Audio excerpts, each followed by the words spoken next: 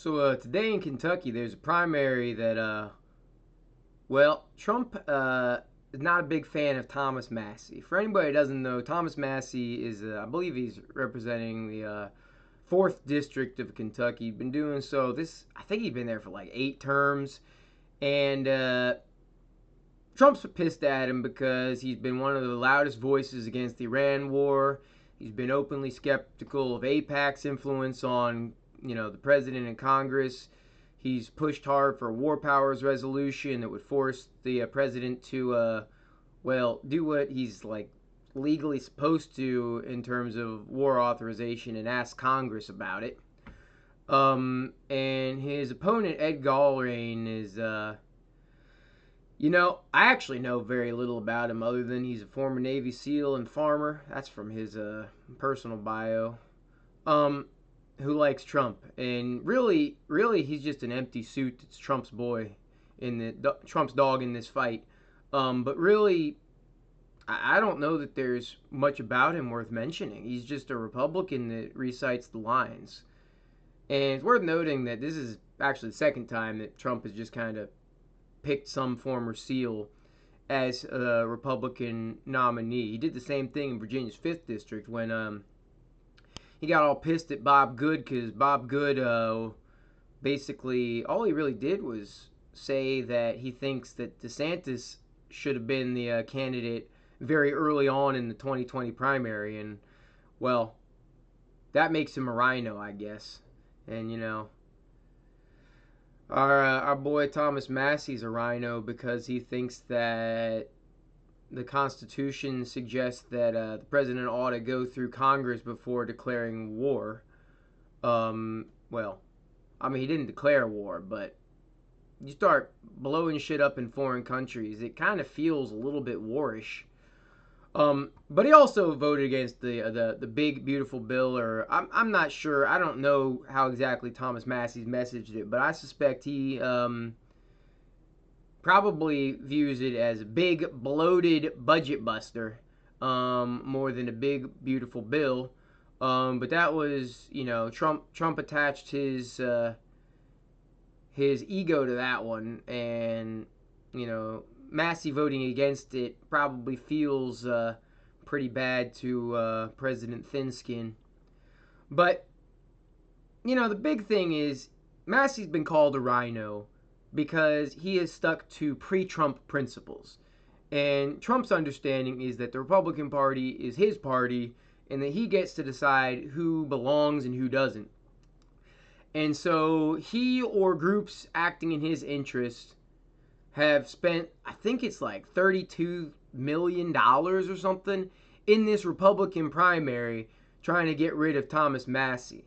And last I heard, the polls suggested that Massie was winning relatively comfortably with younger voters. And for anybody who hasn't been following the Republican fever swamps that they call policy disagreements, basically young people believe that AIPAC is corrupting the Republican Party, and that's why we're at war with Iran.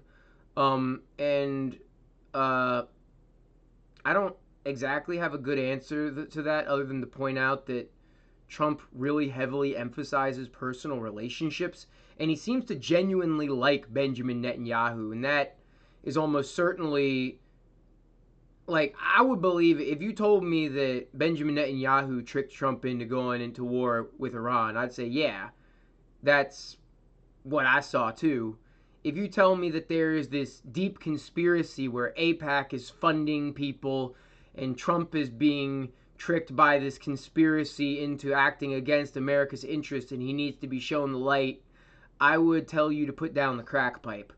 But in any case, way I see it, there's really 3 possible results. Obviously, Massie either beats Trump's boy or he doesn't. There's not technically a third way. They're not gonna, share the congressional seat, split it in half like, Solomon said to do with that baby. One's going to win and one's going to lose. But there's really 3 scenarios I see. The first is Massie wins. Massie wins by any number of votes. Trump looks like a broken man. He looks like he's lost control of the primary electorate. Now, having said that, he did get wins against Bill Cassidy and I forget where Bill Cassidy is. For people who don't know, Cassidy um, voted to impeach Trump, and that was basically why he got his ass thrown out in the primaries here. The Republican voters were like, "He's not loyal to my president," and so they threw his ass out. But basically, now what's happening? Oh, in Indiana, there are a bunch of people that voted against Trump's redistricting because he wanted, as anybody who's been awake during the last couple of years will tell you, there's been a big push by Trump to redistrict so that they can squeeze out a few more Republican districts. And this is all kind of against the backdrop of impeachment. Trump really doesn't want to get impeached for a third time. He won't get removed under any circumstances unless I don't even think there's enough seats up in the Senate to realistically, even if like the bottom totally fell out on Trump support, I'm not sure there's literally enough seats to like overcome the 2/3 majority that would be required to not just impeach but remove. But either way, Trump doesn't want to get impeached. He doesn't want the Congress to refer to the Senate the impeachment charges at all. And I think that's useful background here. But basically, there's three things that could happen here. Massie could win.